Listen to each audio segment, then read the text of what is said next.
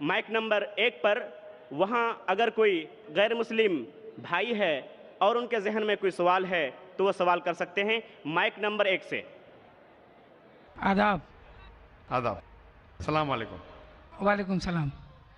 मेरा नाम विजय कुमार बुत्रा, मैं किशनगंज का निवासी हूँ एंड यहाँ पर एक मेरी रेजिन की इंडस्ट्री है। By profession I am an entrepreneur. माशाल्लाह।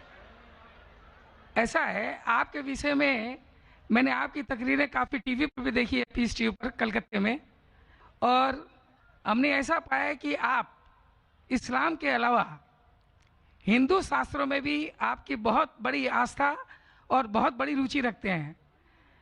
मेरे में ये जानने की उत्सुकता है कि आपकी ये उत्सुकता हिंदू शास्त्र के प्रति कब आई और क्यों आई, इसके विषय में मुझे आपसे थोड़ा जवाब। भाई साहब का सवाल है कि उन्होंने मुझे टीवी पे कलकत्ता में कई बार देखा है और ये जाना है कि इस्लाम के अलावा मैं दीगर मज़ाहिब के बारे में बात करता हूँ और हिंदू धार्मिक किताबों के बारे में भी मैं इल्म रखता हूँ। तो ये पूछना चाहते ये ख्वाहिश कब आई और कैसे आई। मैं जब मेरा मेडिकल कॉलेज में था तो मैं मुतासिर हुआ एक शख्स जिनका नाम था शेख अहमद दीदाद। वो साउथ अफ्रीका के थे और वो इस्लाम और ईसाई मज़हब पे महारत रखते थे। जब उनकी तकरीर सुना तो मैं उनसे मुतासिर हुआ और मैंने कुरान और बाइबल का अल्हम्दुलिल्लाह इल्म हासिल किया। तो सबसे पहले मैंने इल्म हासिल किया बाइबल के बारे में, इस्लाम और ईसाईयत के बारे में। और जब मैं उनसे मिला उन्होंने कहा कि इस्लाम और ईसाईयत पे कई लोग तकरीर कर चुके और कई किताबें लिख चुके, लेकिन हिंदू मज़हब और इस्लाम के बारे में वो चंद किताबें हैं। उन्होंने दरख्वास्त की कि बेटा ईसाईयत के अलावा दिगर मज़ाहिब के बारे में आप मुताला कीजिए और उनको भी पैगाम पहुँचाइए। और जब कुरान मजीद की मैंने आयत पढ़ी, कुरान मजीद में अल्लाह ताला ईश्वर कहते हैं सूरह अल इमरान में सूरह नंबर 3 आयत नंबर 64 में, तालौ इला कलिमतिन सवाइन बैना बैनकुम, आओ हम उस बात की तरफ जो आप और हम में यकसा है। सबसे पहली बात क्या है? अल्लाह नाबुदा इल्लल्लाह, कि हम सिर्फ एक ईश्वर की इबादत करें। वला नुश्रिका भी शैय्यन, कि हम आपस में किसी को शरीक न करें। वला यत्तखिज़ बादुन बादन अरबाबन मिनल्लाह, तो हम आपस में किसी को रब ना कहे। फ़इन तवल्लो, अगर वो ना माने, फ़क़ुलू अशहदु बिअन्ना मुस्लिमून, आप शहादत दो कि आप मुस्लिम हैं। तो जब मैंने कुरान मजीद की आयत पढ़ी जिसमें लिखा है कि जब भी आप गैरों से बात करते हैं तो उस बात की तरफ आओ जो उनमें और हम में यकसा है, और मजहबी किताब में यकसानियत भी है, डिफरेंसेस भी है। तो मैं कहता हूं कि कम से कम यकसानियत के ऊपर तो हम अमल करें, जो डिफरेंसेस है वो कल डिस्कस करेंगे। डिफरेंसेस तो है, मैं ये नहीं कहता हूं डिफरेंसेस नहीं है, लेकिन जो यकसानियत है, जो आपकी किताब धार्मिक किताब और हमारी किताब में यकसा है, तो कम से कम उसके ऊपर तो अमल करें। तो ये सोच लेके शेख दीदार से मुतासिर होके और कुरान मजीद की आयत सूरह नंबर 3 आयत नंबर 64 जब मैं मेडिकल कॉलेज में था मैंने शुरू किया ये मेरा मिशन। और फिर मैंने तहकीक करने लगा। ईसाईयत मज़हब का तो इतने अच्छे से मुताला किया था शेख अहमद दीदाद ने कि मुझे ज़्यादा तहकीक करने की ज़रूरत नहीं पड़ी, लेकिन मैंने तहकीक शुरू किया हिंदू मज़हब के बारे में। फिर मैंने हिंदू विद्वान की स्कॉलर्स की किताबें पढ़ने लगी और ढूंढने लगा क्या यकसा है। लेकिन कुरान मजीद में कहा गया है कि सबसे पहली बात है अल्लाह नाबुदा इल्लल्लाह, कि हम सिर्फ एक ईश्वर, एक भगवान, एक अल्लाह की इबादत करें।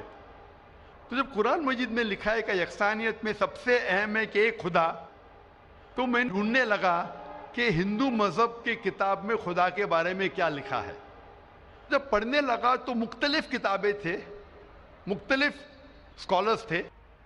मुख्तलिफ स्कॉलर्स को पढ़ने के बाद पता चला कि एक होता है कि मज़हब को जानना किताबों के ज़रिए और एक मज़हब के मानने वालों के ज़रिए। कभी भी मज़हब को जानने के लिए मज़हब के मानने वालों को मत देखो, हो सकता है वो मानने वाले खुद नहीं जानते कि उनका मज़हब क्या कहता है। तो मज़हब को जानने के लिए सबसे बेहतरीन तरीका है कि मज़हब की किताबों का मुताला करें। तो मैंने हिंदू मज़हब की किताबों का मुताला करना शुरू किया, वेद का, उपनिषद का, भगवद गीता का, रामायण का, महाभारत का। जब मुताला करने लगा तो आम तौर पे जब हम पूछते हैं हिंदू से, सबसे पहली बात कि हम एक ही ईश्वर में माने। आम हिंदू से पूछते हैं कि कितने भगवान में आप मानते हैं, तो कुछ हिंदू कहेंगे 3, कुछ कहेंगे 100, कुछ कहेंगे 1000, कुछ कहेंगे 33 करोड़। लेकिन अगर आप एक विद्वान हिंदू से पूछेंगे जो अपने हिंदू मजहब का मुताला कर चुका है, मजहबी किताबों का मुताला कर चुका है, वेद पढ़ चुका है, तो वो कहेगा कि हिंदुओं को सिर्फ एक खुदा में मानना चाहिए। लेकिन आम हिंदू मानता है फिलॉसफी जिसे कहते हैं पैंथियज्म। आम हिंदू कहता है कि सब कुछ खुदा है, पेड़ खुदा है, चांद खुदा है, सूरज खुदा है, इंसान खुदा है, सांप खुदा है। हम मुसलमान कहते हैं सब कुछ खुदा का है, पेड़ खुदा का है, चांद खुदा का है, सूरज खुदा का है, इंसान खुदा का है, सांप खुदा का है। तो ये अहम फर्क है आम हिंदू और आम मुसलमान में। आम हिंदू कहता है सब कुछ खुदा है, हम मुसलमान कहते हैं सब कुछ खुदा का है। तो ये फर्क है सिर्फ का। अगर ये का के फर्क को मिटा ले तो हम हिंदू और मुसलमान एक हो जाएंगे। कैसा करना चाहिए? तालाविला कलिमतिन सवाइम बैना बैनकुम, आओ उस बात की तरफ जो आप और हम में यकसा है। तो जब मैं हिंदू मजहब की किताबों का मुताला करने लगा तो एक अहम किताब का नाम है उपनिषद। उपनिषद में लिखा है, Chandogya Upanishad, chapter number 6, section number 2, shloka number 1 में, एकम एविदित्यम, खुदा एक है दूसरा नहीं है।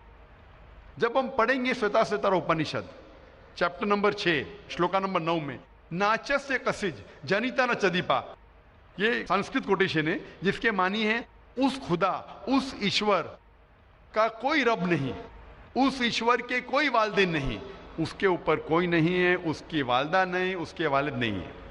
लिखा है श्वेताश्वेतर उपनिषद में चैप्टर नंबर 4 श्लोका नंबर 19 में, न तस्य प्रतिमा अस्ति, उस ईश्वर की कोई प्रतिमा नहीं। प्रतिमा संस्कृत में होता है अक्स, photograph, painting, picture, idol, statue, sculpture.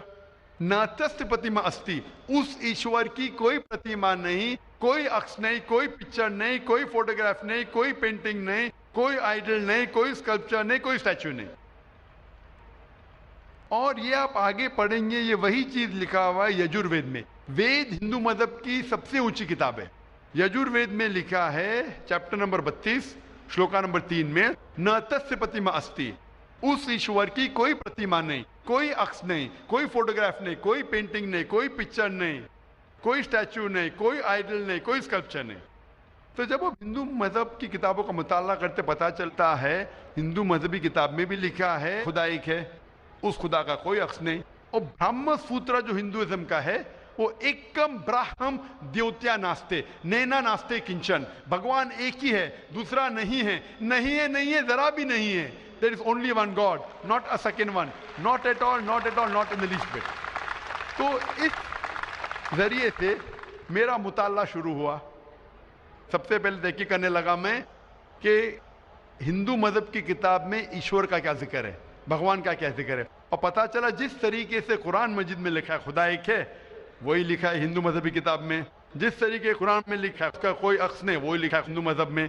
जिस तरीके से कुरान मजीद में लिखा है ना वो किसी से जनाए ना किसी को जनता है, वही चीज लिखी हिंदू मजहबी किताब में।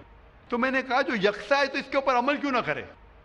तो इस तरीके से मेरी तहकीक शुरू हुई और आस्ते आस्ते तहकीक के बाद पता चला कि हिंदू मजहब में भी लिखा हुआ है कि अवतार आने वाले हैं।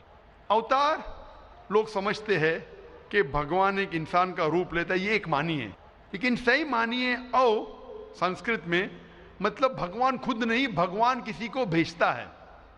तो अवतार के सही मानी है जैसे हम कहते हैं पैगंबर। तो भगवान ने, ईश्वर ने कई पैगंबर भेजे और आखिरी पैगंबर का जिक्र हिंदू मजहबी किताब में है, कई किताबों में है, वेद में है, उपनिषद में है। कई मिसाल दूंगा। एक कल्कि पुराना में लिखा है कि आखिरी जो अवतार आने वाले आखिरी पैगंबर वो कल्कि अवतार है। उनके वालिद का नाम है विष्णु यास। विष्णु मतलब खुदा, यास मतलब नौकर, खुदा का नौकर। अरबी में करेंगे तो हो जाता है अब्दुल्ला, जो नाम था मोहम्मद सल्लल्लाहु अलैहि वसल्लम के वालिद का। उसके वालदा का नाम है सुमति, मतलब शांति, अमन, अरबी में हो जाता है आमिना, जो मोहम्मद सल्लल्लाहु अलैहि वसल्लम के वालदा का नाम था। इसमें लिखा है कि इन्हें वही आएंगी एक केव में, एक गार में, जो मोहम्मद सल्लल्लाहु अलैहि वसल्लम गारे हिरा में आई थी। उन्हें वही आएंगी रात के वक्त, वो बाद में जाएंगे नॉर्थवर्ड और फिर वापस आएंगे। मोहम्मद सल्लल्लाहु अलैहि वसल्लम ने हिजरत की थी, मदीना की तरफ वापस आए, उनके 4 करीब दोस्त होंगे, इसमें 4 खुलफा राशिदीन है। इस तरीके से डिटेल में लिखा गया है आखिरी पैगंबर, जो आखिरी अवतार जो आने वाले मोहम्मद सल्लल्लाहु अलैहि वसल्लम। तो मैं कहता हूं हिंदुओं से कि आप अपनी हिंदू किताब का मुताला कीजिए और हम हिंदू और मुसलमान एक हो जाएंगे। तो इस तरीके से मेरे तहकीक शुरू हुई और मैं दुनिया भर में कोशिश करता हूं अमन का पैगाम लोगों तक पहुंचाए। जी भाई साहब, आपने जो उपनिषदों का वर्णन किया है उसके साथ मैं एक लाइन और जोड़ता हूँ, जहाँ पर यही लिखा हुआ है कि ईश्वर एक ही है। वो हमारी श्रीमद् भगवद गीता है, जिसे हम श्रीमद् भगवान की वाणी या ईश्वर की वाणी कहते हैं। उसके चैप्टर नंबर 18 श्लोक नंबर 66 में है, अनन्या सर्वधर्मान परित्यज्यम मामे कम शरणम प्रजा अहम त्वाम सर्व पापेभ्यो मोक्षयिष्यामि मा शुचा। उसमें भी एक ही ईश्वर की ओर इंगित किया गया। तो आप जो कह रहे हैं एकदम सही और एकदम यथार्थ है कि हमारे हिंदू में एक ही ईश्वर की है, बाकी रूप हमने अनेक मान लिया है। ये एक आस्था का विषय हो जाता है, साकार रूप, निराकार रूप वो अलग है, लेकिन ईश्वर को हमारे यहाँ भी आपने एकदम ठीक फरमाया है। गीता भी हमारी यही कहती है। धन्यवाद आपको बहुत बहुत। जज़ाकल्लाह शुक्र।